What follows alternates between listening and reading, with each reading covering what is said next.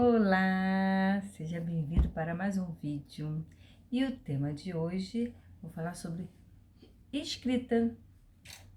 Te esperem. Então, o tema de hoje é sobre escrita. Vou falar sobre caligrafia ilegível ou disgrafia? Boa pergunta, não é? Então, você deve estar relacionando as duas palavras com ortografia. Sim, você está corretíssimo. Então, mas a diferença entre ambas as palavras vai muito além do que você possa imaginar. Verdade. E sabe por quê? Porque uma caligrafia ilegível está relacionado com não só a falta de treino da escrita, mas a falta de desenvolver algumas habilidades específicas, como a coordenação motora fina, adequada, né, para uma pressão, sabe, aquela pressão da escrita. Então, falta em desenvolver a lateralidade dos movimentos das letras, falta de uma orientação espacial, e tudo lá na primeira infância. Ou seja, o que faltou no aluno? Uma educação no seu sistema psicomotor para que ele pudesse, de fato, ter uma caligrafia legível e uma escrita coerente. Então, a desortografia, o que é? Já é um transtorno específico da aprendizagem, né? Onde a criança ela tem dificuldade, sim, na escrita e na expressão escrita. Então, o que eu quero dizer com isso? Que a criança tem a dificuldade na soletração, né? Por lhe faltar precisão ortográfica, né? Então, o que acontece? O aluno com disgrafia, ele tem prejuízo na grafia por cometer erros ortográficos na sua escrita, tá? Então, e toda essa dificuldade vai refletir onde? No seu desempenho acadêmico ao longo de 2 anos, isso mesmo, no plural, 2 anos. Principalmente quando, por exemplo, precisa fazer uma redação, né? Ou até mesmo fazer uma prova que tenha questões dissertativas, né? Então, porque a criança, ela também terá o quê? Dificuldade na pontuação e na compreensão da gramática, exatamente. Então, quando falo sobre uma criança que tem desortografia, isso quer dizer o quê? Que ela apresenta uma dificuldade na soletração das palavras e de compreender as regras gramaticais. Então, assim, são exatamente nesses 2 pontos que o professor e os pais devem estar bem atentos, ó, e observar bem a criança, tá?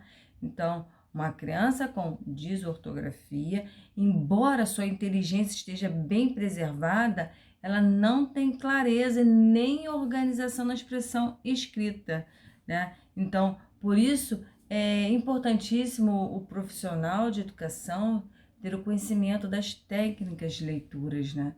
De leitura e de escrita. Para quê? Porque além de identificar essas dificuldades no aluno, poder sim, né, ensinar o aluno de forma clara e simples, tá?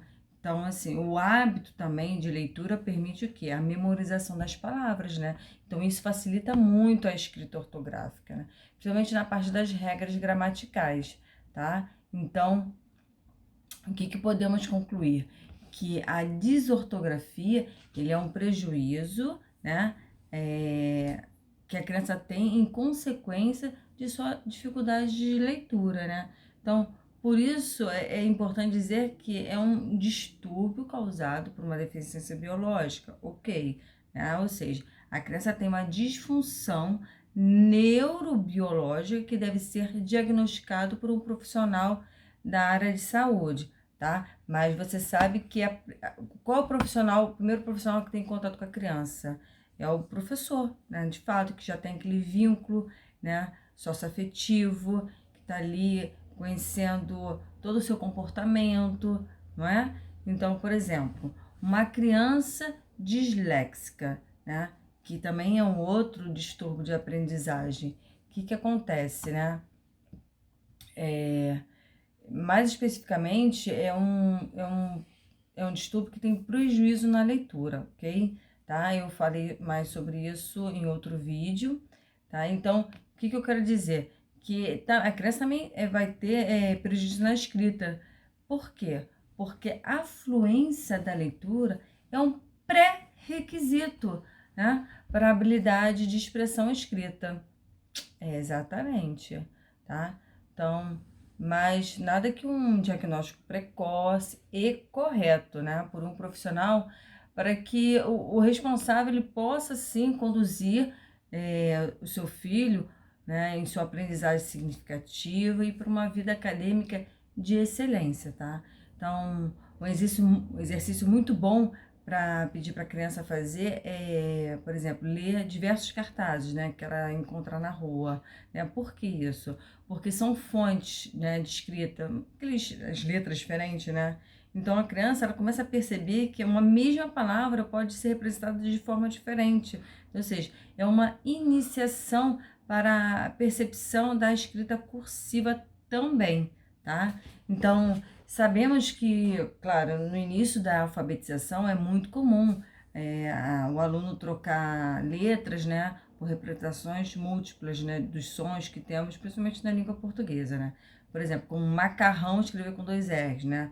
Trocar C cedilha por S. Então, é um processo comum no início da alfabetização de toda criança, tá? Porque é somente na prática, na sistematização das atividades que envolve a leitura que a criança, de fato, vai começar a memorizar a escrita, tá? Por quê? Porque é na prática da memória visual, sempre associando o grafema com fonema, que de fato vai ajudar a criança a desenvolver as habilidades de comunicação, tá? Por isso que é a importância da leitura, combinado? Então, muitas vezes quando se tem, por exemplo, a professora faz um ditado, né? A criança escreve o que é? Que a professora fala, tá? Mas ela não escreve, ela escreve de acordo com que escuta, né? Então, não é bem assim, né? Esse momento, a criança ela tem que já ter a memória visual da palavra, né? Pois a sua representação ortográfica é de fato diferente do fonema, tá? Então, por exemplo, outro exemplo muito comum, pode ocorrer omissões de letras, né? Ou seja, a criança ela não percebe a sonoridade das letras do fonema, então ela começa a escrever comendo, né? Parece que ela tá com fome, a gente brinca assim, né? Ih, tá com fome, comendo as letras, né? Então a criança que tem essa questão, a gente tem que ficar bem atentos, tá? É, é um processo demorado, mas de curto prazo. Então, por exemplo, junções de palavras, né? Outro exemplo, né? Porque a criança não consegue perceber a marcação, né, de uma frase. Parece que é tudo é um segmento só.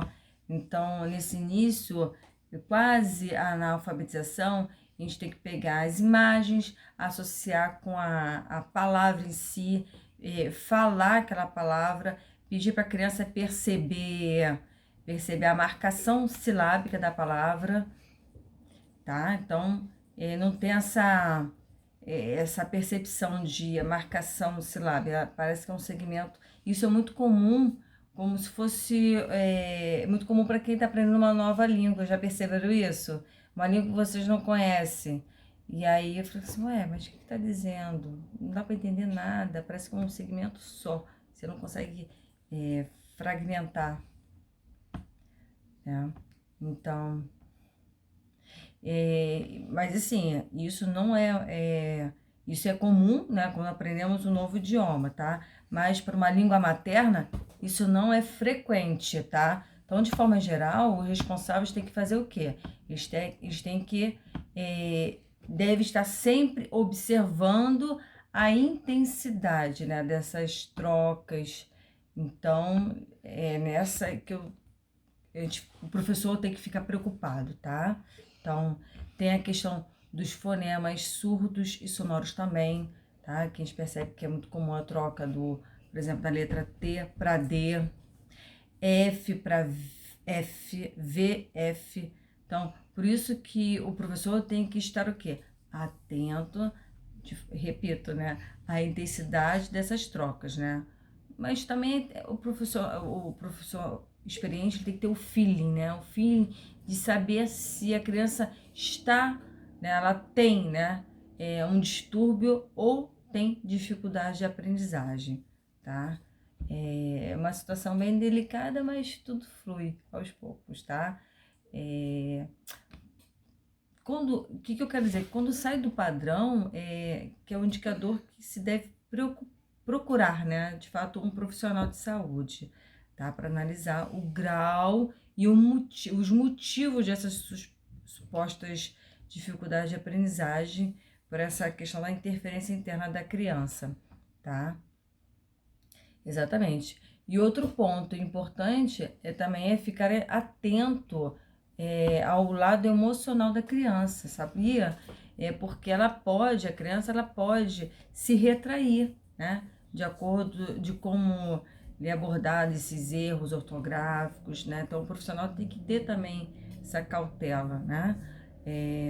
Ou então, por outro lado, outra via, o que seria? A criança ela acaba tendo uma sobrecarga de estudo, porque por conta dessas dificuldades que ela tem, e aí fica estudando, aí o professor passando mais atividade, ou então os pais ali, e tem essa sobrecarga. Então, assim, o papel do Aprendiz Educa é justamente aliviar esta carga de estudo, né? Criando o quê? Criando estratégias para facilitar essa rota, né? Essa trajetória educacional com a ajuda da família, claro, né? Nessa rotina escolar da criança, que é muito importante. Toda criança, até mesmo nós adultos, temos uma rotina, tá? E então, e será a psicomotricidade, de fato, né? Que é uma ciência que desenvolve a criança pelo seu lado, pelo seu sistema psicomotor, né? Ou seja, avalia a criança pelo seu corpo e mente, que vai, de fato, garantir o desenvolvimento da criança como um indivíduo completo e sob as suas 5 perspectivas, tá? Que são esquema corporal, lateralidade, estruturação espacial, orientação temporal e a pré-escrita, tá? Então, é justamente através dela, da psicomotricidade, que iremos traçar uma rota de tratamento educativo ou reeducativo, né? Para que a criança possa alcançar uma excelência acadêmica, né? Porque a psicomotricidade é uma ciência que permite à criança construir uma base sólida de aprendizagem e um desenvolvimento motor e cognitivo adequado à sua idade, principalmente cronológica, tá? Então, juntando esses 5 elementos básicos da psicomotricidade com as competências necessárias da Base Nacional Comum Curricular, né, para concluir o ano escolar, de fato, o responsável da criança poderá o quê? Acompanhar de forma eficaz a evolução da aprendizagem da criança. Então, é nisso que o Aprendiz Educa vai estar empenhado, tá? De construir uma base sólida da criança, educando ou reeducando, juntando o currículo escolar com os 5 elementos básicos da psicomotricidade. Gostaram?